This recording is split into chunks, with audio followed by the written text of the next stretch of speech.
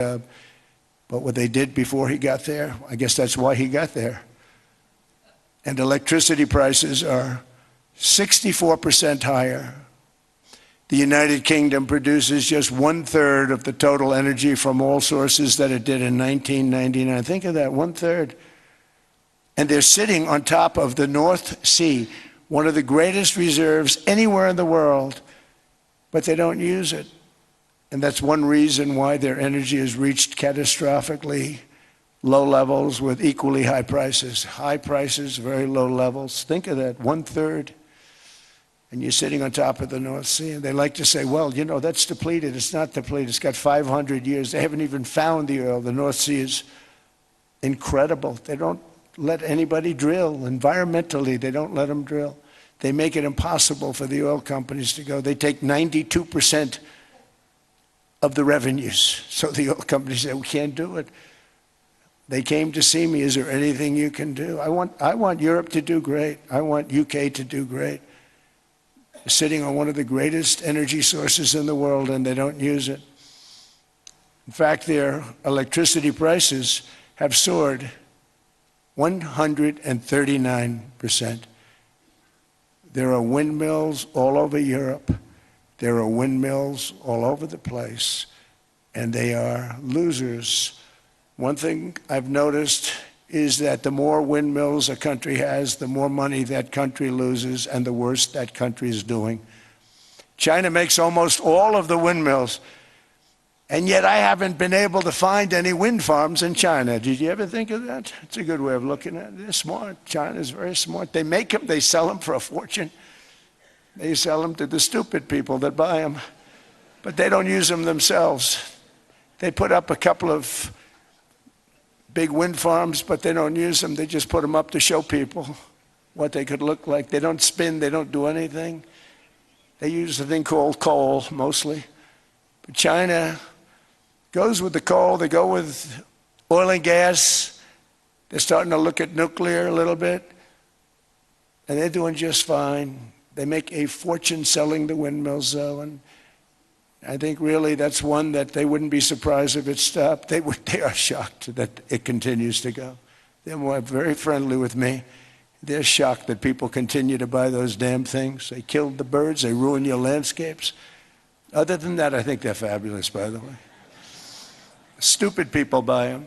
The consequences of such destructive policies have been stark, including lower economic growth, lower standards of living, lower birth rates, more socially disruptive migration, more vulnerability to hostile foreign adversaries, and much, much smaller militaries. The United States cares greatly about the people of Europe. We really do. I mean, look, I am derived from Europe. Scotland and Germany, 100% Scotland, my mother, 100% German, my father. And we believe deeply in the bonds we share with Europe as a civilization. I want to see it do great. That's why issues like energy, trade, immigration, and economic growth must be central concerns to anyone who wants to see a strong and united West, because Europe and those countries have to do their thing. They have to get out of the culture that they've created over the last 10 years. It's horrible what they're doing to themselves. They're destroying themselves. These beautiful, beautiful places. We want strong allies, not seriously weakened ones. We want Europe to be strong. Ultimately, these are matters of national security, and perhaps no current issue makes the situation more clear than what's currently going on with Greenland. Would you like me to say a few words of Greenland? I was going to leave it out of the speech, but I think I would have been reviewed very negatively. I have tremendous respect for both the people of Greenland and the people of Denmark, tremendous respect. But every NATO ally has an obligation to be able to defend their own territory. And the fact is, no nation or group of nations is in any position to be able to secure Greenland other than the United States. We're a great power. much greater than people even understand. I think they found that out 2 weeks ago in Venezuela. We saw this in World War II, when Denmark fell to Germany after just 6 hours of fighting and was totally unable to defend either itself or Greenland. So the United States was then compelled, we did it, we felt an obligation to do it, to send our own forces to hold the Greenland territory. And hold it we did, at great cost and expense. They didn't have a chance of getting on it, and they tried. Denmark knows that. We literally set up bases on Greenland for Denmark. We fought for Denmark. We weren't fighting for anyone else. We were fighting to save it for Denmark. Big, beautiful piece of ice. It's hard to call it land. It's a big piece of ice. But we saved Greenland and successfully prevented our enemies from gaining a foothold in our hemisphere. So we did it for ourselves also. And then after the war, which we won it big. Without us, right now you'd all be speaking German and a little Japanese, perhaps. After the war, we gave Greenland back to Denmark. How stupid were we to do that? But we did it. But we gave it back. But how ungrateful are they now? So now our country and the world face much greater risks than it did ever before because of missiles, because of nuclear, because of weapons of warfare that I can't even talk about. 2 weeks ago, they saw weapons that nobody ever heard of. They weren't able to fire one shot at us. They said, what happened? Everything was discombobulated. They said, we've got them in our sights. Press the trigger, and nothing happened. No anti-aircraft missiles went up. There was one that went up about 30 feet and crashed down right next to the people that sent it. They said, what the hell is going on? Those defensive systems were made by Russia and by China.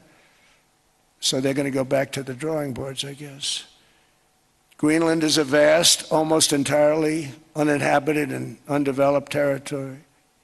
It's sitting undefended in a key strategic location between the United States, Russia, and China. That's exactly where it is, right smack in the middle. Wasn't important nearly when we gave it back. You know, when we gave it back, it wasn't the same as it is now. It's not important for any other reason, you know. Everyone talks about the minerals. There's so many places. There's no rare earth. No such thing as rare earth. There's rare processing. But there's so much rare earth. And to get to this rare earth, you got to go through hundreds of feet of ice. That's not the reason we need it. We need it for strategic national security and international security. This enormous unsecured island is actually part of North America on the northern frontier of the Western Hemisphere. That's our territory. It is therefore a core national security interest of the United States of America. And in fact, it's been our policy for hundreds of years to prevent outside threats from entering our hemisphere. And we've done it very successfully. We've never been stronger than we are now. That's why American presidents have sought to purchase Greenland for nearly 2 centuries. You know, for 2 centuries they've been trying to do it. They should have kept it after World War II, but they had a different president. That's all right. People think differently. Much more necessary now than it was at that time, however. In 2019, Denmark said that they would spend over $200 million to strengthen Greenland's defenses. But as you know, they spent less than 1% of that amount. 1%. There's no sign of Denmark there.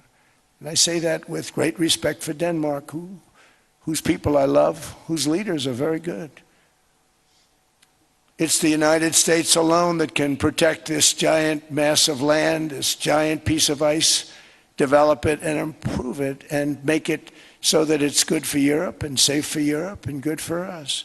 And that's the reason I'm seeking immediate negotiations to once again discuss the acquisition of Greenland by the United States, just as we have acquired many other territories throughout our history. as many of the European nations have. They've acquired. There's nothing wrong with it. Many of them. Some went in reverse, actually, if you look. Some had great, vast wealth, great, vast lands all over the world. They went in reverse. They're stuck back where they started. That happens too. But some grow. But this would not be a threat to NATO. This would greatly enhance the security of the entire alliance, the NATO alliance. The United States is treated very unfairly by NATO. I want to tell you that. And when you think about it, nobody can dispute it. We give so much and we get so little in return. And I've been a critic of NATO for many years. And yet I've done more to help NATO than any other president by far, than any other person. You wouldn't have NATO if I didn't get involved in my first term. The war with Ukraine is an example. We are thousands of miles away, separated by a giant ocean. It's a war that should have never started, and it wouldn't have started if the 2020 US presidential election weren't rigged. It was a rigged election. Everybody now knows that. They found out. People will soon be prosecuted for what they did. It's probably breaking news, but it should be. It was a rigged election. You can't have rigged elections. You need strong borders, strong elections, and ideally a good press. I always say it. Strong borders, strong elections, free, fair elections, and a fair media. The media is terrible. It's very crooked. It's very biased, terrible. But someday it'll straighten out because it's losing all credibility. Think of it. When I win in a landslide, a giant landslide, won all 7 swing states, won the popular vote, won everything, and they only get negative press. That means that it has no credibility. And if they're going to get credibility, they're going to have to be fair. So you need a fair press. But you also need those other elements. And I inherited a terrible, terrible situation. If you look, the border was open. The inflation was raging. Everything was bad with the United States when I came into office. But I also inherited a mess with Ukraine and Russia, something that would have never happened. And I know Putin very well. He and I would discuss Ukraine. It was the apple of his eye, but he wasn't going to do anything. I said, Vladimir, you're not doing it. He would never have done it. It was terrible what happened. I could see it happening, too. After I left, I could see it happening. Biden had given Ukraine and NATO $350 billion, a staggering sum, $350 billion. I came in, and just like the southern border, just like inflation, just like our economy, I said, wow, this place is in trouble, meaning our country. All of these things were out of control. But the border was out of control. We fixed it with the strongest border anywhere in the world. And I've now been working on this war for 1 year, during which time I settled 8 other wars. India, Pakistan. I settled other wars that were Vladimir Putin called me, Armenia, Azerbaijan. He said, I can't believe you settled that one. They were going on for 35 years. I settled it in 1 day. And President Putin called me. He said, you know, I can't believe I've worked on that war for 10 years trying to settle it. I couldn't do it. I said, do me a favor, focus on settling your war. Don't worry about that one. What does the United States get out of all of this work, all of this money, other than death, destruction, and massive amounts of cash going to people who don't appreciate what we do? They don't appreciate what we do. I'm talking about NATO, I'm talking about Europe. They have to work on Ukraine. We don't. The United States is very far away. We have a big, beautiful ocean separating us. We have nothing to do with it. Until I came along, NATO was only supposed to pay 2% of GDP. But they weren't paying. Most of the countries weren't paying anything. The United States was paying for virtually 100% of NATO. And I got that stopped. I said, that's not fair. But then, more importantly, I got NATO to pay 5%, and now they were paying, and now they are paying. So something nobody said was possible. They said, we will never go up higher than 2%. But they went to 5%, and now they're paying the 5%. They didn't pay the 2%, and now they're paying the 5%. and they're stronger for it. And they have an excellent, by the way, Secretary General who's possibly in the room. Mark, are you here? Yes, he's here. Hello, Mark. We never asked for anything, and we never got anything. We probably won't get anything unless I decide to use excessive strength and force where we would be, frankly, unstoppable. But I won't do that. Okay? Now everyone's saying, oh, good. That's probably the biggest statement I made, because people thought I would use force. I don't have to use force. I don't want to use force. I won't use force. All the United States is asking for is a place called Greenland, where we already had it as a trustee, but respectfully returned it back to Denmark not long ago after we defeated the Germans, the Japanese, the Italians, and others in World War II. We gave it back to them. We were a powerful force then, but we are a much more powerful force now, after I rebuilt the military in my first term and continue to do so today. We have a budget of $1.5 trillion.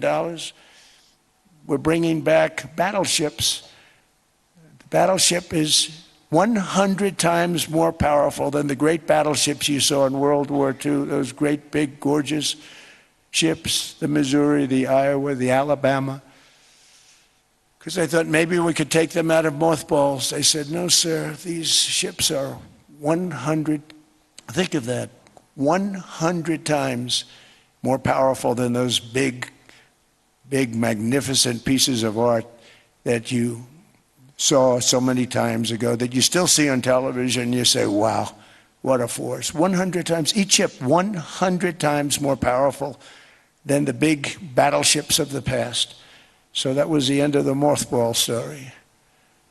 So what we have gotten out of NATO is nothing except to protect Europe from the Soviet Union and now Russia. I mean, we've helped them for so many years. We've never gotten anything, except we pay for NATO.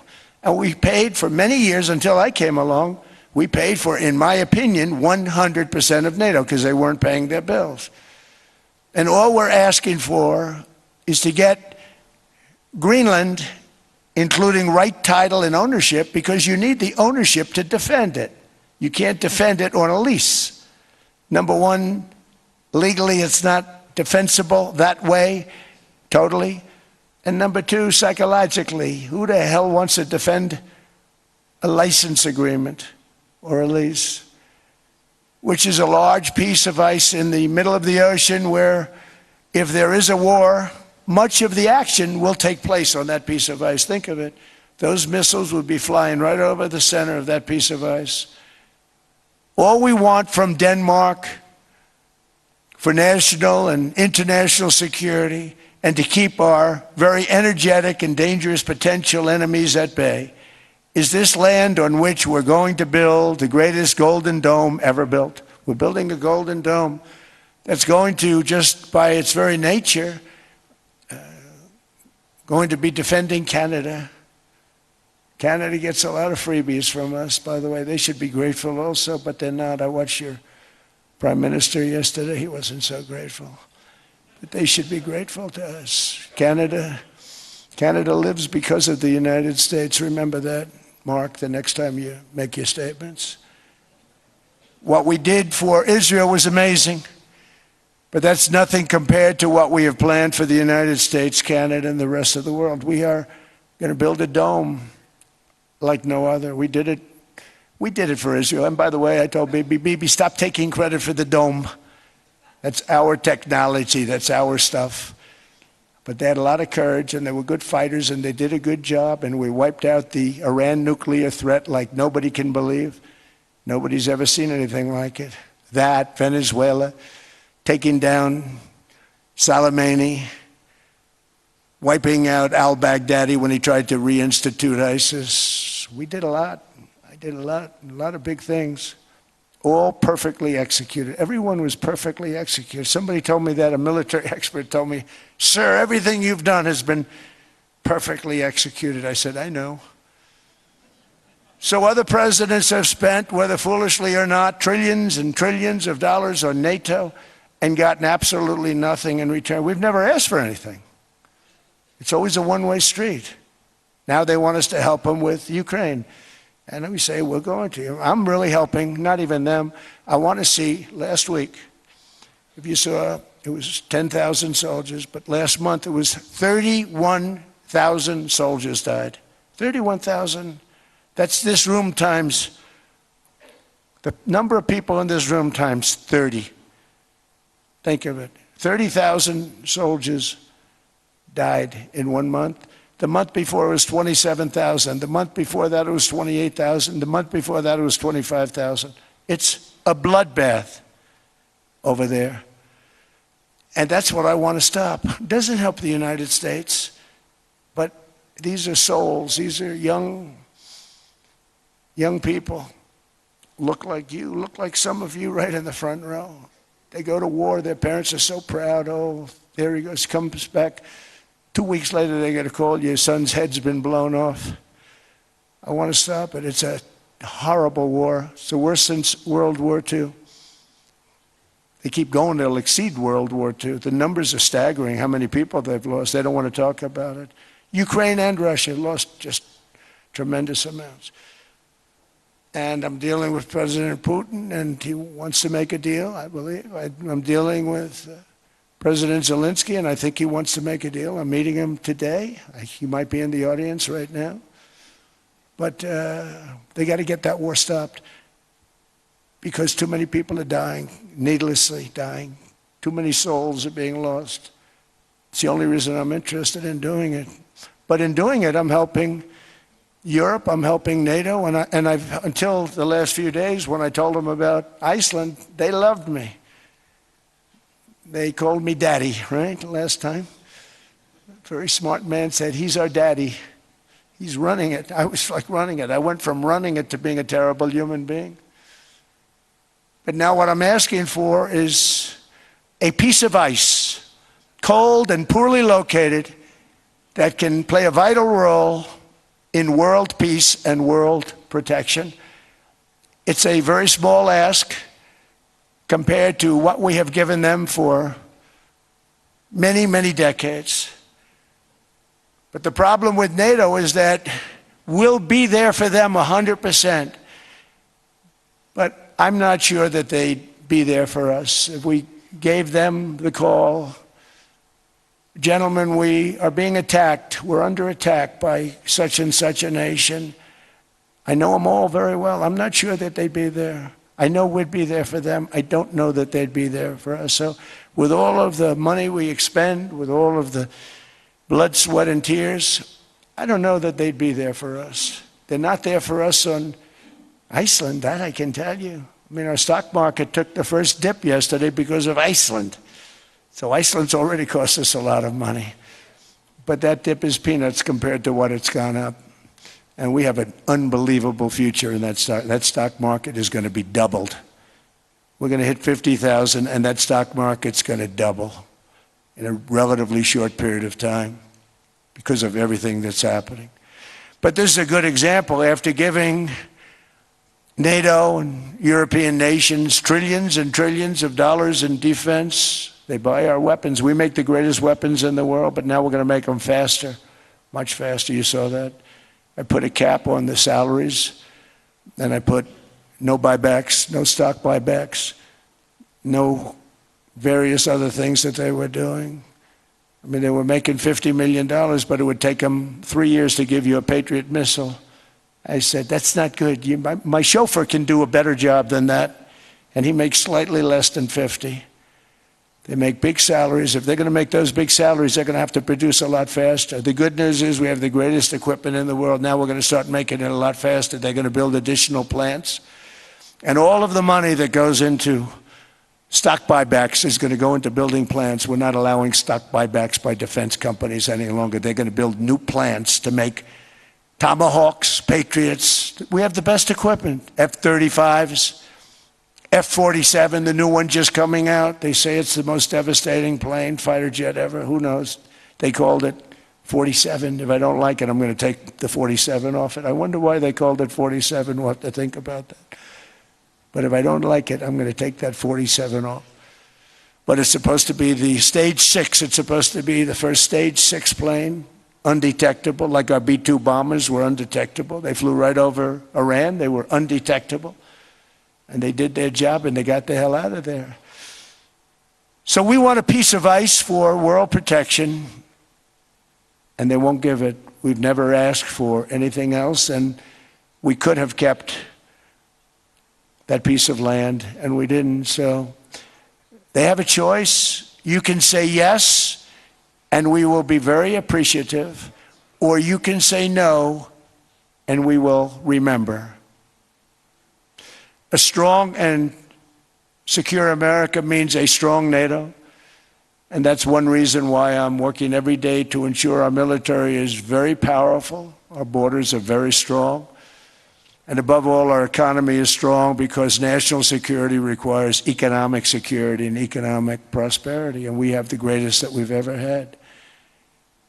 Biden and his allies destroyed our economy and gave us perhaps the worst inflation in American history. They say 48 years, I say forever, but I think 48 years is the equivalent to forever. Whether it's 48 years or ever, it's terrible. Costing the typical family $33,000. What they did to this country should never, ever be forgotten. It's early, but he has to be rated as the worst president we've ever had by far. The auto pen did much of the damage. The auto pen, he was the auto pen president, because I don't believe a sane president would have ever signed the kind of things that he signed. But now grocery prices, energy prices, airfares, mortgage rates, rent, and car payments are all coming down, and they're coming down fast. We inherited a mess, but we've done a hell of a job in 12 months. Under my most favored nation policy for drug prices, the cost of prescription drugs is coming down by up to 90%, depending on the way you calculate. You could also say 5, 6, 7, 800%. There are two ways of figuring that.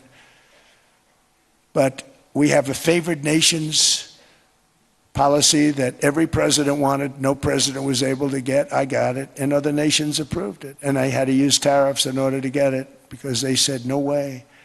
In other words, a pill that costs 10% in London costs $130. Think it costs $10 in London, costs $130 in New York or in Los Angeles. And I'd say, boy, that's bad. Friends of mine would say, you know, we go to London, you can buy the stuff for nothing. We go all over the world, we can buy it for nothing.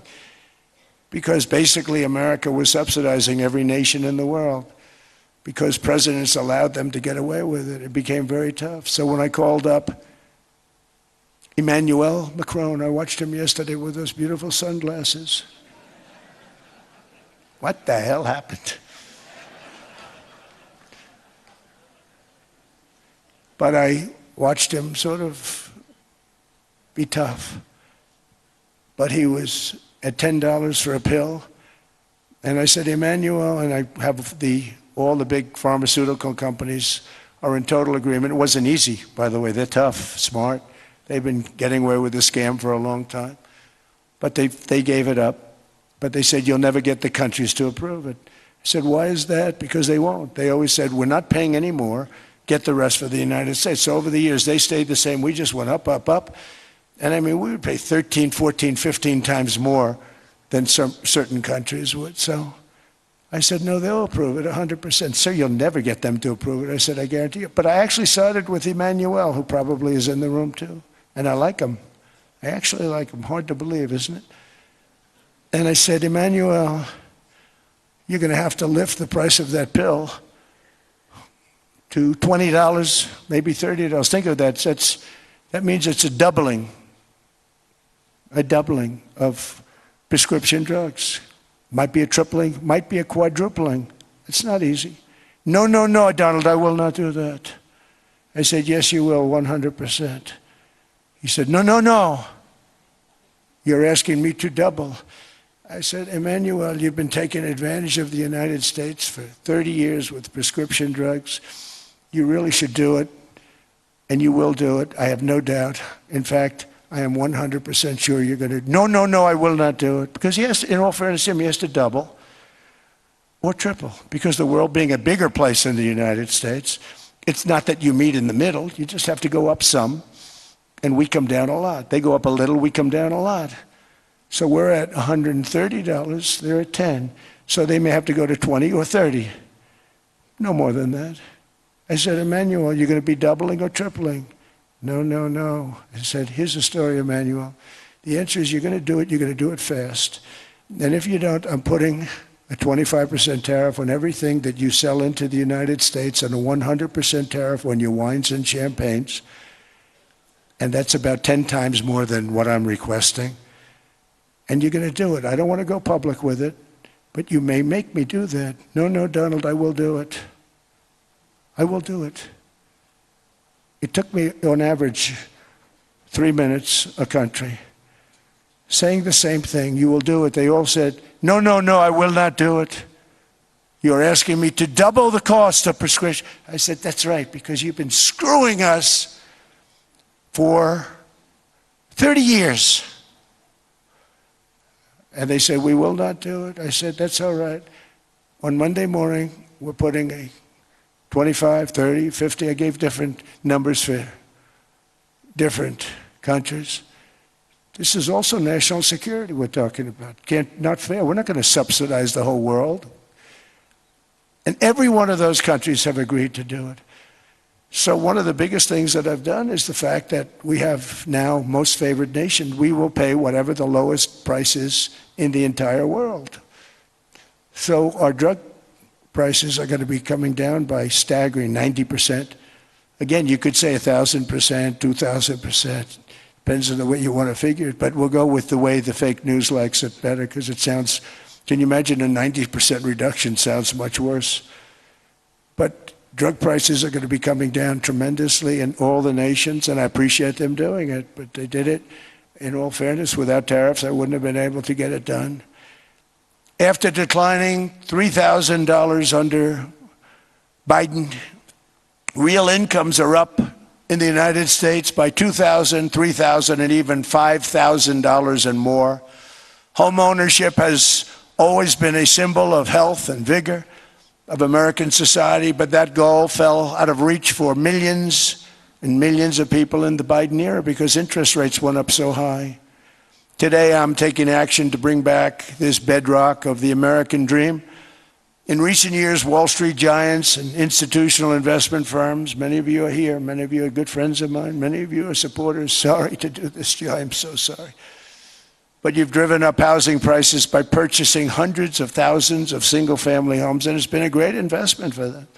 Often, as much as 10% of houses on the market. You know, the crazy thing is a person can't get depreciation on a house, but when a corporation buys it, they get depreciation. Okay, that's something we're going to have to think about too. I don't know if too many people think about that. You buy a corporation, they buy 500 houses, they buy hundreds of thousands, they buy 500 houses, they can take depreciation. A person sweats and works and buys one house, they can't. But homes are built for people, not for corporations, and America will not become a nation of renters. We're not going to do that.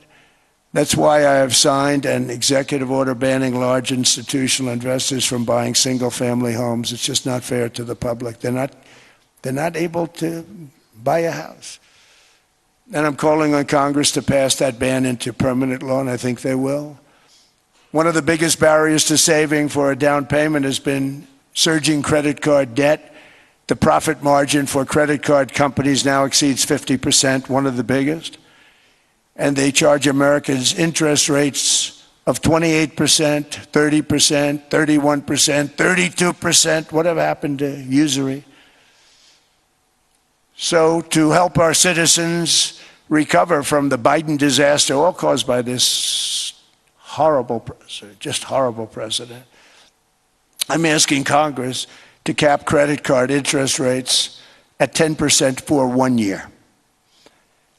And this will help millions of Americans save for a home. They have no idea they're paying 28%. They go out there a little late in their payment and they end up losing their house.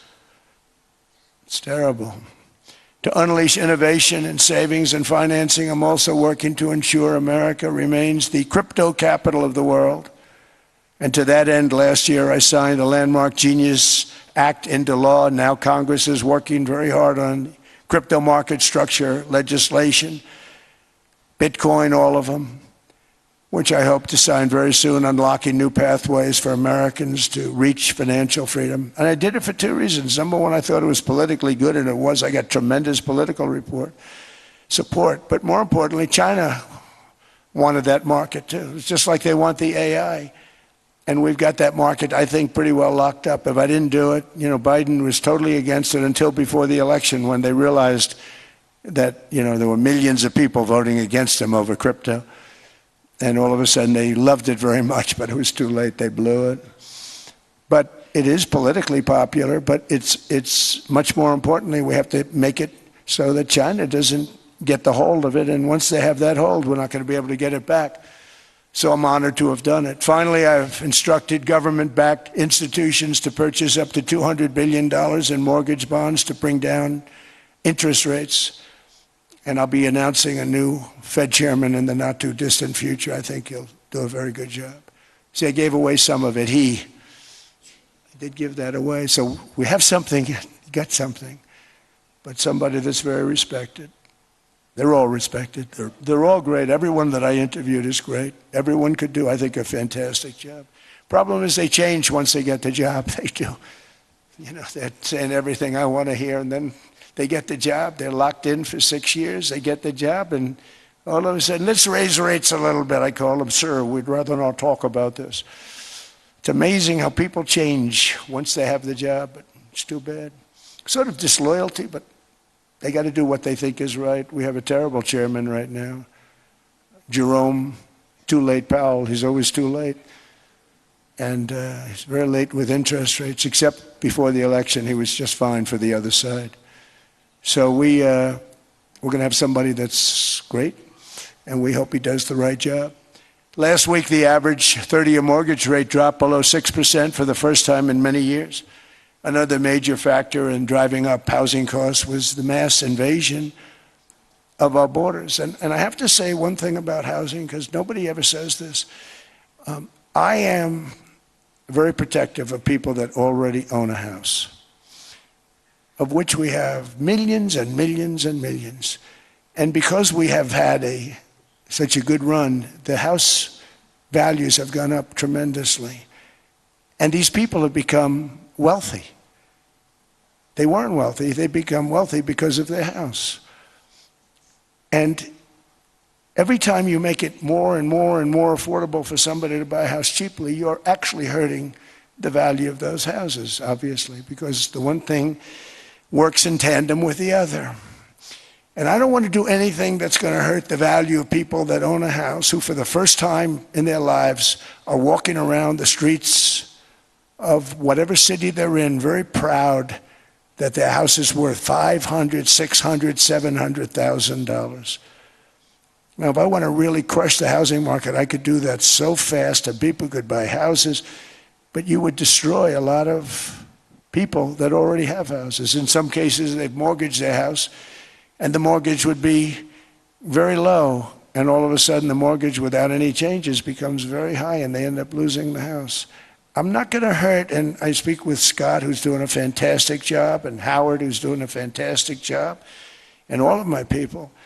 And I always say, look, I can crush the hell out of the market. We can drop interest rates to a level, and that's one thing we do want to do. That's natural. That's good for everybody. The dropping of the interest rates, we should be paying a much lower interest rate than we are. We should be paying the lowest interest rate of any country in the world, because without the United States, you don't have a country.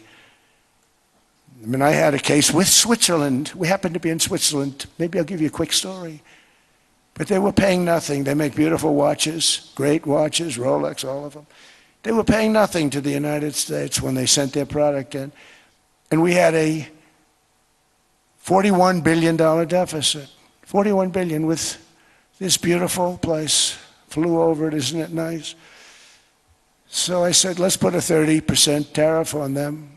so that we get back some of it, not all of it at all. We'd still have a deficit, big deficit. We had 41 million. That's a big deficit. And I said, let's put a tariff on. Different tariffs, different places. You're all party to them. In some cases, victims to them. But in the end, it's a fair thing. And most of you realize that. But we put a 30% tariff on Switzerland, and all hell broke loose. They were calling, I mean, like you wouldn't believe. And I know so many people from Switzerland, incredible place, incredible, brilliant place. But I then realized that they're only good because of us. And there's so many other examples. I mean, us and probably other places, but a majority of the money they make is because of us, because we never charged them anything. So they come in, they sell their watches, no tariffs, no nothing. They walk away, they make $41 billion on just us. So I said, no, we can't do that. So I'm going to bring it up. I still would have a deficit pretty substantial, but I brought it up to 30%. And I guess Prime Minister, I don't think President, I think Prime Minister called a woman, and she was very repetitive. She said, no, no, no, you cannot do that, 30%. You cannot do that. We are a small, small country. I said, yeah, but you have a big, big deficit. You may be small, but you have a bigger deficit than big countries. He said, no, no, no, please, you cannot do it. Kept saying the same thing over and over. We are a small country. I said, but you're a big country in terms of... And she just rubbed me the wrong way, I'll be honest with you. And I said, all right, thank you, ma'am, appreciate it. Do not do this. Thank you very much, ma'am. And I made it 39%. And then all hell really broke out. And I was paid visits by everybody. Rolex came to see me. They all came to see me. But I realized, and I reduced it, because I don't want to hurt people. I don't want to hurt them. And we brought it down to a, lower level. Doesn't mean it's not going up. But we brought it down to a lower level. But they pay now, tariff. But I realized that we have many places like that where they're making a fortune because of the United States. Without the United States, they wouldn't be making anything. Think of it. Switzerland made $41 billion on us. And as she said, it's a small place.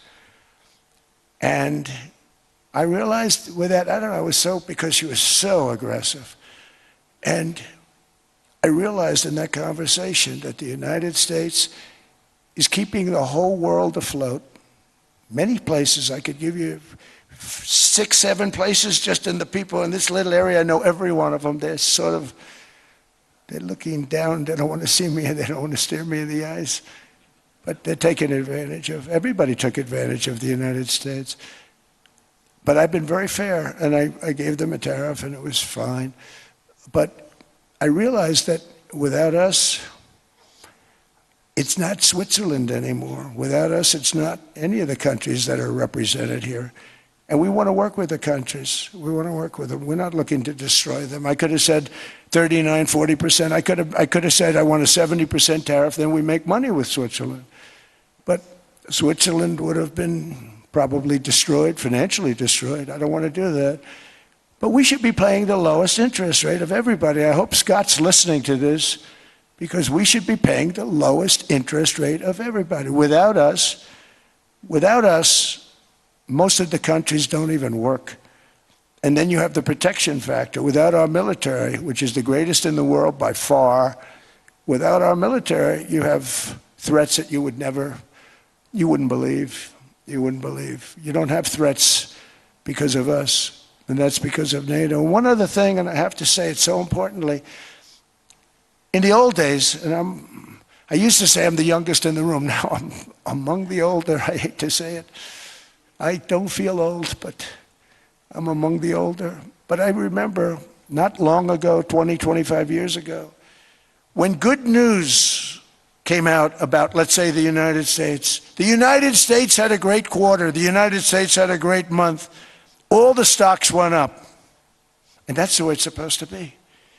Now when they say the United States had a record quarter, it's unbelievable how well it's doing, all the stocks crash because they say, oh no, inflation, inflation, they're going to raise interest rates. And they do. Some of these stupid people like Powell, they raise interest rates. And what they do is they stop you from being successful.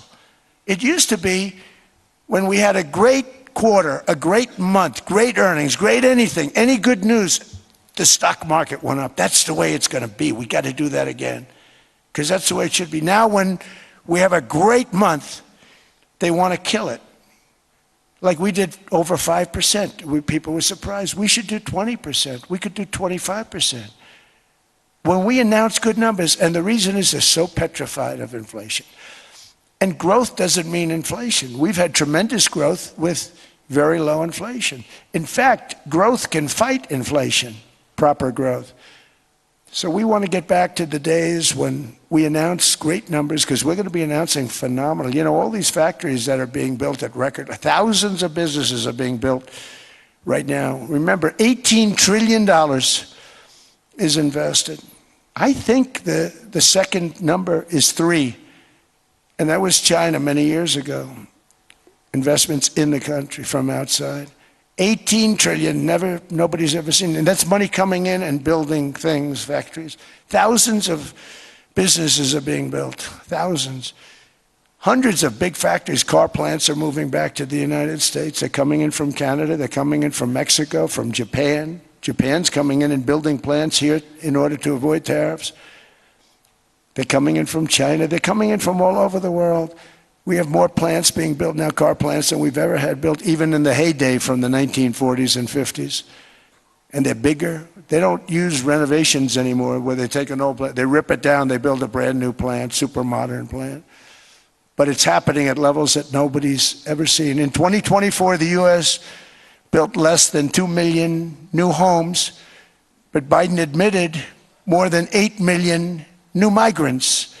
And those days are over. In 2025, for the first time in 50 years, the United States had reverse migration. Boy, that was nice.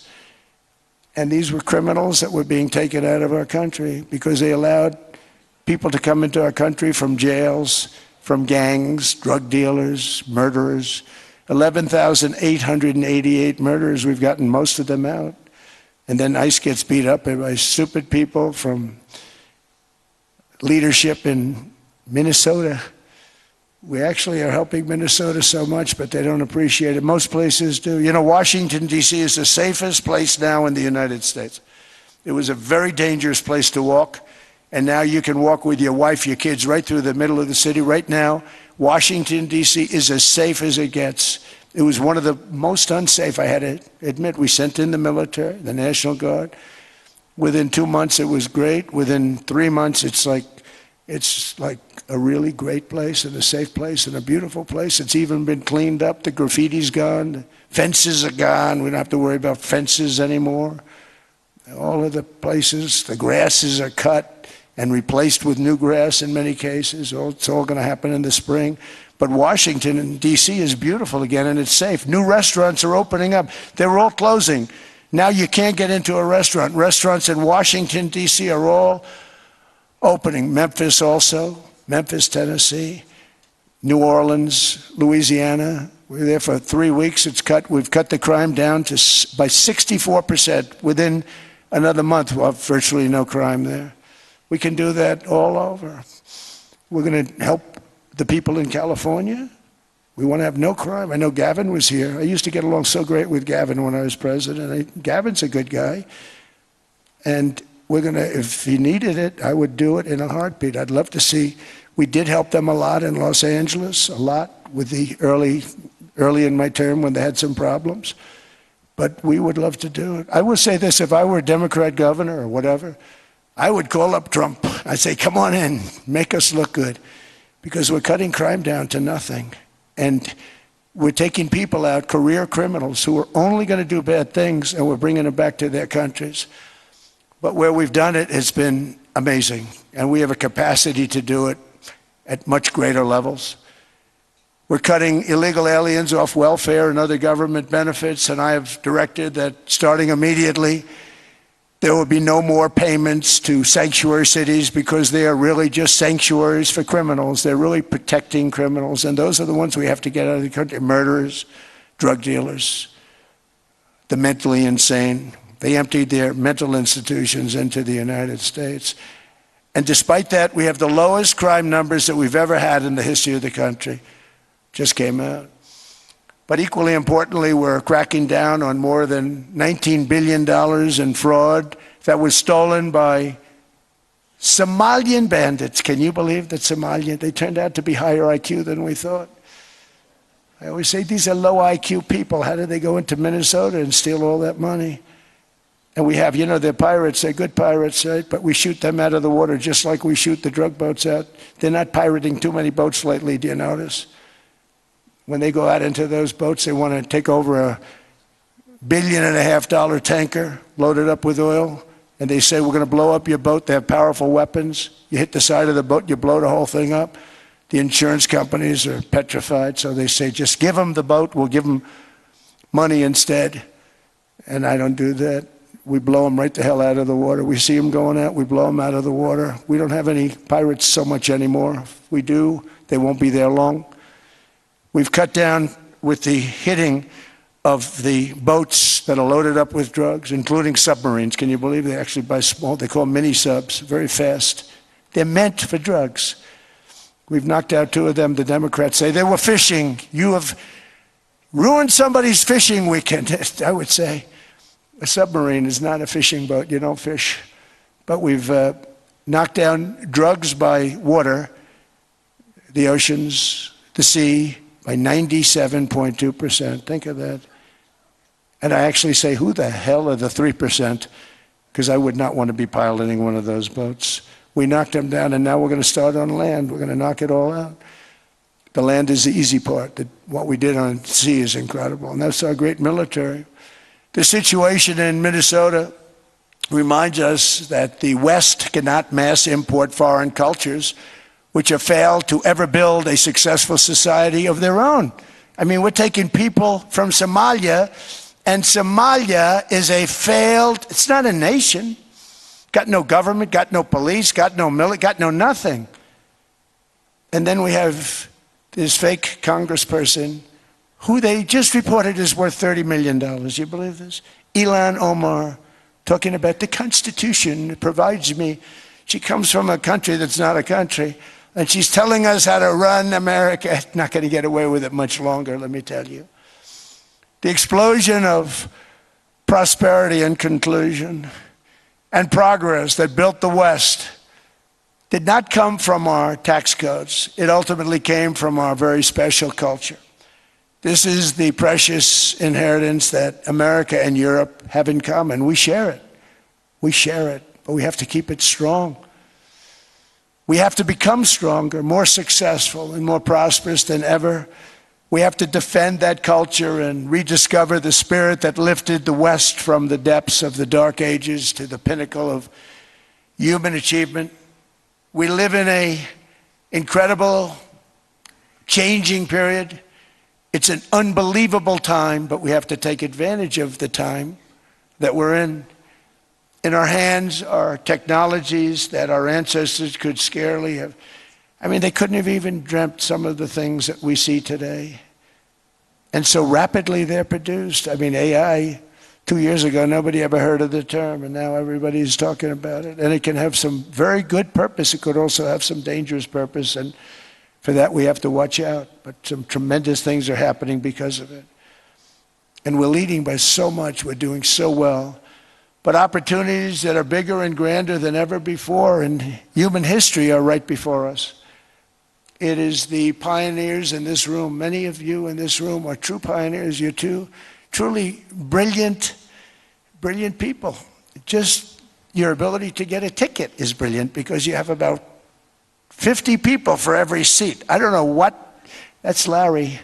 Everything Larry touches turns to gold. He made this very successful. But you're in this room, and some of you are the greatest leaders anywhere in the world. You're the greatest brains anywhere in the world. And the future is unlimited, and to a large part because of you, and we have to protect you, and we have to cherish you. I always say we have to cherish our brilliant people because there aren't many of them. So together with confidence, boldness, and persistence, let us lift up our people, grow our economies, defend our shared destiny, and build a future for our citizens that is more ambitious, more exciting, more inspiring, and greater than the world has ever seen. We're in a position to do things that nobody else has ever even thought of before. And many of the people in this room are the ones that are doing it, and I want to congratulate you, and I'm with you all the way. You can do things that nobody else can even think about. So I congratulate you on your tremendous success. And the United States is back, bigger, stronger, better than ever before. And I'll see you around. Thank you all very much. Thank you very much.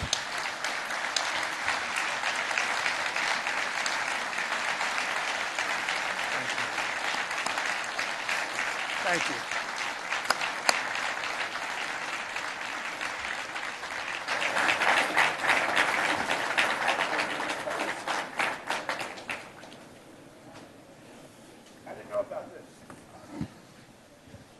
This was supposed to be a nice fire chat, Mr. President. Yes, good. I got set up, Mom. I did know. You made the job for the moderator really easy. Thank you, Mr. President, for your speech. I do have a few follow-up questions, if it's okay. Sure. I don't think I should start with Greenland, maybe. I'll start with the economy. The U.S. economy is doing really, really well. But how to sustain this growth moving forward? Because there's always a recession looming around the corner. Well, you know, the one thing about economies and recessions is sometimes you get hit unexpectedly and there's nothing you can do about it. All brilliant people, but there's nothing. One example was COVID. We had an economy going at levels like nobody had ever seen my first 2.5, 3 years. And then I heard the word pandemic, not COVID. They came up with that name over a period of time. We won't get into that. But I heard the word pandemic. And I had a poll come out that was so strong just prior to that, and I was with the two best pollsters, McLaughlin and Fabrizio, and they said, sir, George Washington and Abraham Lincoln, if they came back and ran as president and vice president, they couldn't beat you. And then what happened is the following day, I was told to stay tuned because there's something really bad happening in China. There are bodies laying all over Wuhan, right around that certain building that we talk about. I always said it came from Wuhan. It did come from Wuhan. And they were body bags. We saw it by satellite. And they said, there are strange things happening in China.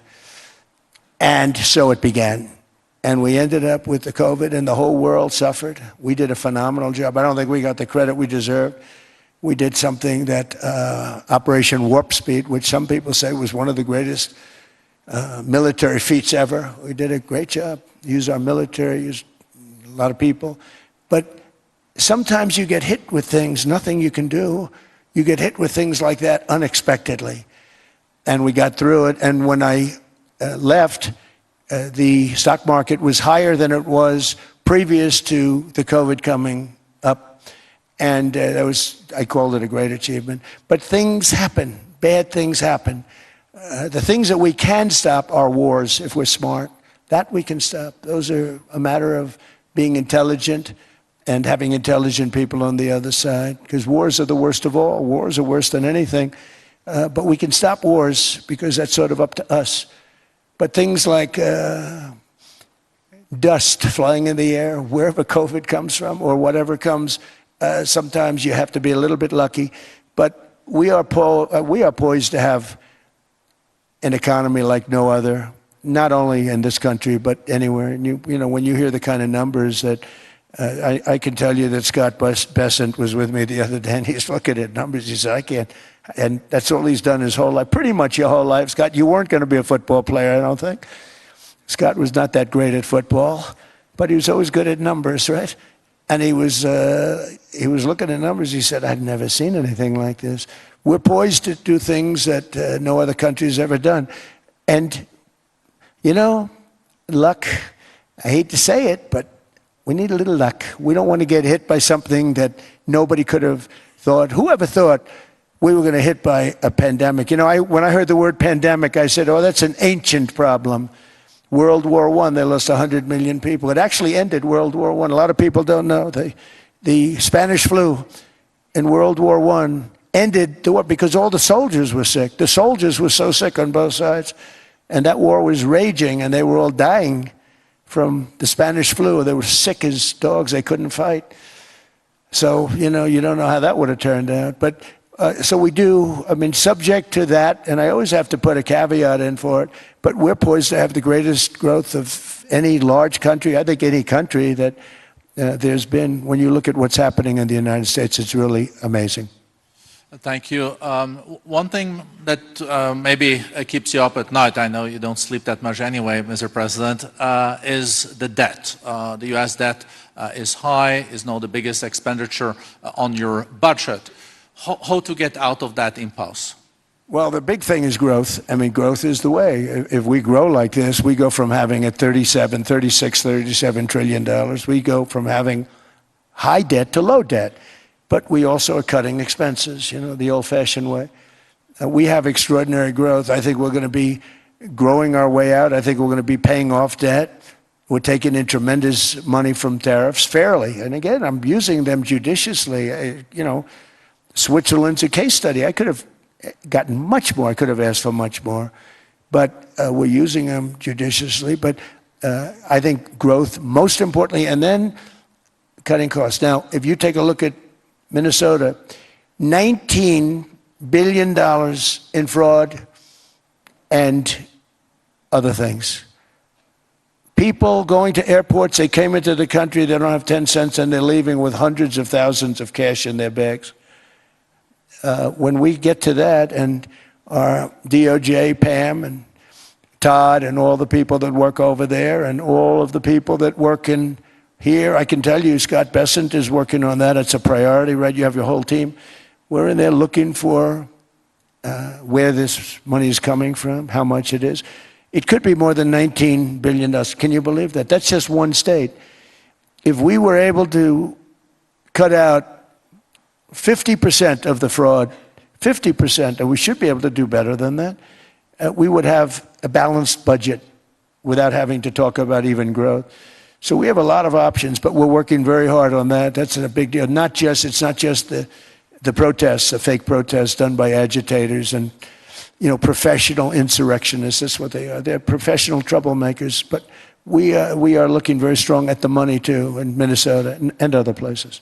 I think, Mr. President, also the $500 billion invested in artificial intelligence and the frontier technologies last year also were driving growth exponentially in the U.S. Well, AI has been a big factor. AI is massive. I mean, Mark Zuckerberg showed me a plant where he put it over a map of Manhattan, and it was basically the size of Manhattan. This is not, I said, you got to be kidding. It's a plant that was miles long, miles wide, very high. I don't think it was as high like the Empire State Building, but it was high. And it literally covered most of the island of Manhattan. That's called a big plant. And, you know, when I heard they're going to spend $50 billion building it, I said, you know, if you spend $50 million, you can build a nice little shopping center. If you spend $500 million, you can build a good shopping center. But how do you spend $50 billion? When I looked at this thing, I said, you think you'll be able to do it for that? It's amazing when, you know, some of the plants that I see, and I see them all, and again, so big is we're letting them build their own electric generation. This way we have no problem, and otherwise they'd be complaining. There'd be nobody able to be, you know, we have an old grid system. And not only that, they're going to sell at a very cheap price the excess electricity that they create back into our grid. So that'll solve some problems for certain states that don't have enough electricity. We also know that on the AI there is fierce competition between the US as the largest economy in the world, 27% of the global GDP and 5% of the global population, not doing that badly, and China. And we know that that competition is very tough on AI. I know you're heading to a state visit to China in April. How do you see the US-China relationship moving forward? Are you able to combine this tough competition with also collaboration? So I've always had a very good relationship with President Xi and with President Putin. Talk about, the larger powers. But I've always had a very good relationship with President Xi of China. He's an incredible man. What he's done is amazing. He's highly respected by everybody. And I do now. I mean, now I have good. It was very severely interrupted by COVID. I used to call it the China virus, but he said, "Do you think you could use a different name?" And I decided to do that, because why should we have a problem over that? But I would do that, and they would. You're a true diplomat, huh? I became a diplomat for the first time. Well, who taught me that? Marco Rubio. Marco Rubio. He said, "Let me teach you about diplomacy." Hey, any guy that gets approved by 100% of the votes, think of it, he got liberal Democrats and radical right Republicans to approve him. He's the only one. The next one was lost 45 votes, right? But he got all 100 votes voting for him. And at first I wasn't happy about it. I said, "Wait a minute, I don't like that." And now it turns out that the Democrats probably wish they didn't do that. And Marco has been fantastic. Marco, stand up, please. You have done a great job as Secretary of State. He's going to go down as the best Secretary of State. And Scott, and we have Susie, who's the first female Chief of Staff, and she's the best Chief of Staff, too. And I see Howard Lutnick, who I know spoke, and Howard's fantastic. Some of the deals we're doing are great. And I want to pay particular attention because we have Chris. And Chris, you got up and spoke, I think. He's the #1 oil man in the world, because I was going to put Doug Burgum, who's fantastic. I don't know if Doug's here. Is Doug here? Doug Burgum is fantastic. He said, "Sir, there's one man better than me." And he introduced me to Chris. And he turns out to be. So we're drilling more oil and gas now than we ever have, by almost double. Is that right, Chris? And on top of it, we got a lot coming out of Venezuela. So anyway, so we're doing great. The country is just doing great. We have great people. Thank you. And I see other people. We have Steve Witkoff. We have Jared. I got so many people. I'm in trouble because when I go back, they're going to be people with long faces. "Sir, you didn't introduce me." I got so many people. And we have a lot of the greatest people anywhere in the world. I know them all. So I won't continue because we'd be here all day. Thank you, Mr. President. We also know that you're a deal maker, and then maybe coming back to Greenland and Ukraine. What kind of deal in the end do you see between the US and Denmark? Well, because, I guess you see it now as a negotiation going on, or? Well, it's costing Denmark hundreds of millions a year to run it. And Denmark's a small country and wonderful people. But, it's very expensive. It's a very big piece of ice. And it's very important. I mean, I don't want to repeat the speech, but it's very important that we use that for national and international security. That can create a power that will make it impossible for the bad guys to do anything against the perceived good ones. And it's a great block for Europe. Just like, Denmark was supposed to spend hundreds of millions of dollars. They didn't spend the money. They didn't spend anything, almost. And we'll see what happens. I just say this. NATO has treated the United States of America very unfairly. We never asked for anything. We never got anything. We actually took care of the needs of NATO for years and years, which I felt was always unfair. So I got NATO to pay because they're rich countries. But I think it's time that NATO step up. We're helping them with Ukraine. Without us, I think Putin would have gone all the way. I think we have it. I think there could have been a World War III, if you want to know the truth. If Kamala was elected, or Joe, any one of those, those thinkers, I think you could have ended up in World War III. And I will say Steve Witkoff has been dealing incredibly with, but we're not going to have World War III. We want to get it stopped, but we're not going to have World War III. I think if I wasn't elected, I think that could have evolved into World War III. It was a very, very bad situation. And it still is, but it's not that kind of bad. It's bad because so many young people are being killed. How close do you think there is on an agreement on Ukraine? I had the pleasure of speaking with Steve Witkoff and Jared Kushner yesterday. I know they're working hard on it. I know that they're also traveling now. Do you see this very close or still? Well, I hate to say it. I thought that was going to be so. I settled 8 wars plus. And I thought that was going to be one of my easier ones. Not the easiest. Some I settled in a matter of hours because I'm good at that stuff. You know, the United Nations should be doing this. I shouldn't be doing it, but it doesn't matter. It's got to get done, saving a lot of lives. We're saving millions of lives. With Ukraine, Russia, there's tremendous hatred between President Zelensky and President Putin. That's not good. That's not good for settlements. We know from dealing. There's abnormal hatred. With that being said, I think Russia wants to make a deal. I think Ukraine wants to make a deal. And we're going to try getting a deal done. We're getting, I think, Steve, I think I can say that we're reasonably close. What happens is oftentimes we'll have a deal with Russia. Russia's set, and President Zelensky will not do it. You saw that when he was in the Oval Office. I was not happy. And then we'll have President Zelensky wants to make a deal, and Putin doesn't want to make the deal. It's a very difficult balance, and it's big time, and it is, you know, to use a word, it's a bloodbath. It's horrible what's happening. It's a drone war. The drones are killing, you know, thousands of people a week, thousands. We have to get it stopped. So I believe they're at a point now, I'm going to meet with President Zelensky later today. I believe they're at a point now where they can come together and get a deal done. And if they don't, they're stupid. That goes for both of them. And I know they're not stupid. But if they don't get this done, they are stupid. So I don't want to insult anyone, but you got to get this deal done. Too many people are dying. It's not worth it.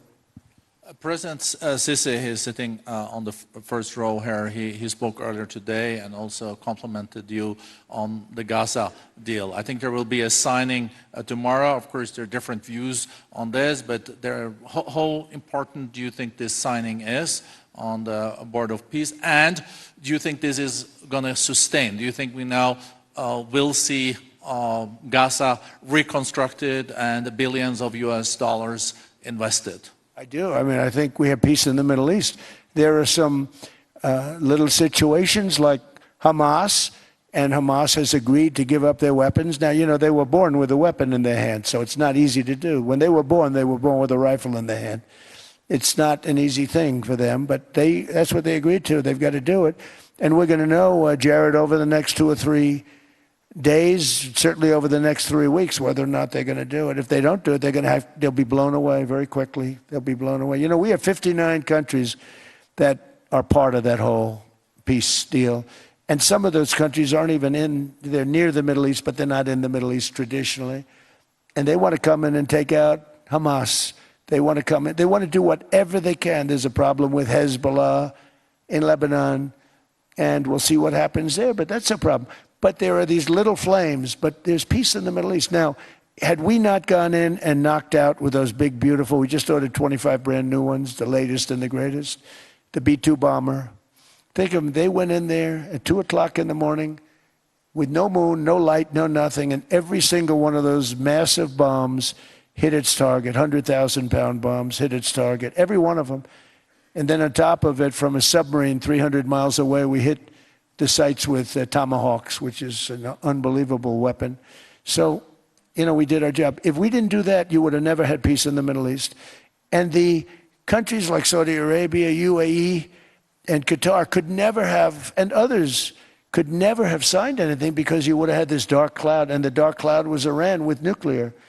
Iran would, if we didn't take them out, they would have had a nuclear weapon within 2 months. They were very close to having the nuclear weapon, and we hit them hard. And it was a total obliteration. If they may try again, but they're going to have to try from a different area because that area was obliterated. Incredible thing we did.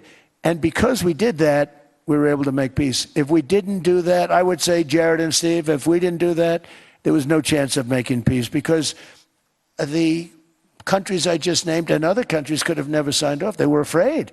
They were afraid. we had a bully. The bully was Iran, the bully of the Middle East. They used to call it for years. They were the bully of the Middle East. They're not the bully of the Middle East anymore. Mr. President, I know you even had to change plane last night, so I guess you didn't have much sleep, but I think you're...